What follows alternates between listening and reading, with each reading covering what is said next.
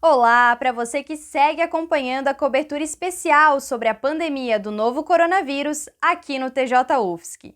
Eu sou Susan Rodrigues e hoje dou início na apresentação de uma série de reportagens que será exibida durante esta semana.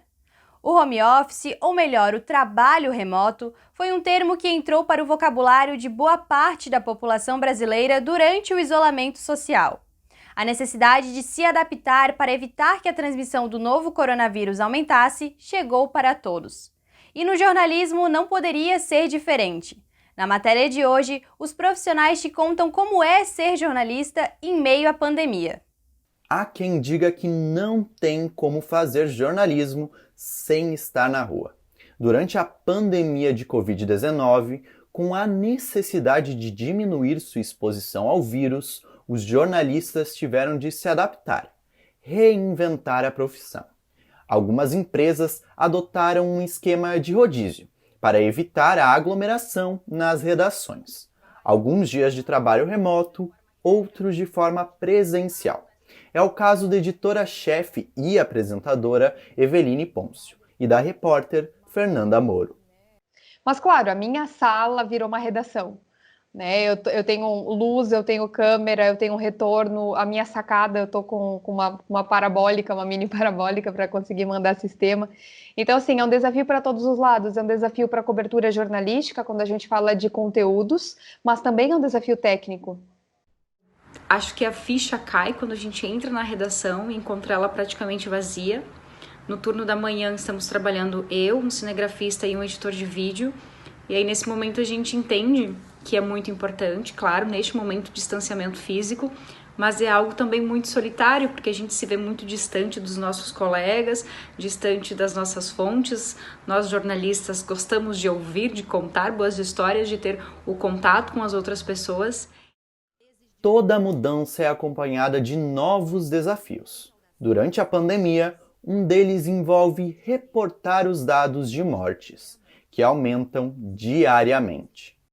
Isso é muito difícil, isso é muito pesado, e a gente tem que tomar cuidado para não deixar com que isso vire uma rotina, sabe? Como todos os dias tem esses dados aumentando, acaba se tornando algo banal e algo normal para as pessoas. Ah, morreu mais um, aumentou mais um número, e a gente tem que tomar cuidado para não deixar cair nisso. Uma cobertura passada ajudou Eveline e Fernanda a encontrarem a melhor forma de informar os dados sobre a pandemia. A gente está falando o número de mortes de hoje, mas a gente sabe que são tantas pessoas, tantas famílias envolvidas nisso. A gente tenta o máximo possível conhecer a história daquela pessoa e humanizar essa informação.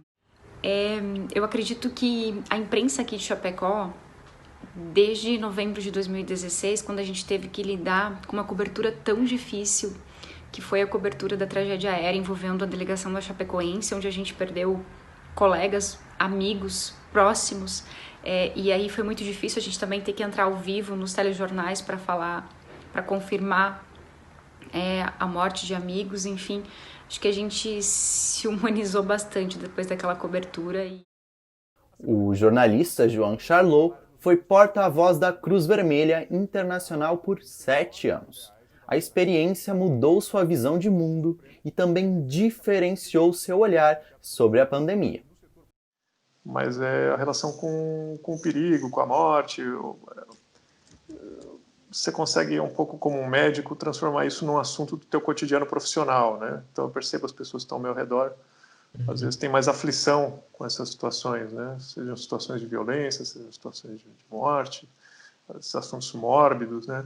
E de alguma forma, eu acho que um pouco como o médico faz, você consegue lidar com isso profissionalmente. O fato de você conseguir profissionalizar um assunto tão emocional torna mais administrável lidar com essa realidade. A pandemia e as novidades sobre a doença não estão pautando somente o jornalismo, mas também as conversas entre amigos e familiares nos momentos de lazer. Então, separar trabalho e tempo livre se tornou um verdadeiro desafio. Porque é uma sobrecarga muito grande de informação, né? E se você ficar com isso o tempo todo, no outro dia, quando você vai trabalhar, você tá cansada daquela informação e você não consegue raciocinar direito. Passar 24 horas por dia falando sobre o mesmo assunto, chega uma hora que você esgotou, você não consegue fazer mais nada direito sobre isso. Com mais tempo em casa, muitos jornalistas se mostraram criativos para passar o tempo e cuidar de si mesmos.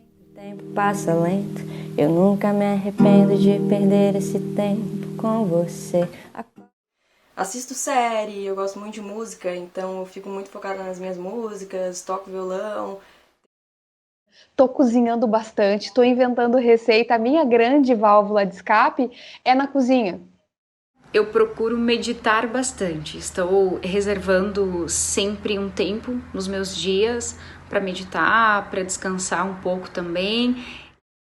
Eu me condicionei a ter contato mais regular, mais organizado com coisas que me fazem bem, especialmente em relação ao Brasil. Então eu naturalmente, e depois de uma forma mais organizada, por exemplo, retomei contato com toda a parte de cultura musical brasileira que sempre me interessou muito e que eu acho que é parte do que salva o Brasil hoje. Então eu, por exemplo, tomava parte do dia para rever entrevistas de pessoas que eu gosto, de muita entrevista do Tom Jobim, do Baden, coisas antigas que estão gravadas e que estão no YouTube e tal, e que eu, de forma um pouco organizada, um pouco diligente, fui revisitando como se eu estivesse estudando o assunto. Bom, realmente, em um cenário como este, nós precisamos de um momento para desligar a cabeça e recarregar as energias. Eu, por exemplo, quando não estou aqui nos plantões ou na edição das matérias, busco ler um livro, ver uma série ou conversar com a minha família e amigos. São momentos singelos, mas que nos dão força e coragem para continuar trabalhando e te deixando sempre muito bem informado. E é por isso que eu te convido a continuar assistindo essa série que está muito especial. Continue ligadinho aqui nas nossas redes sociais. Eu sou Susan Rodrigues para o Plantão TJ UFSC.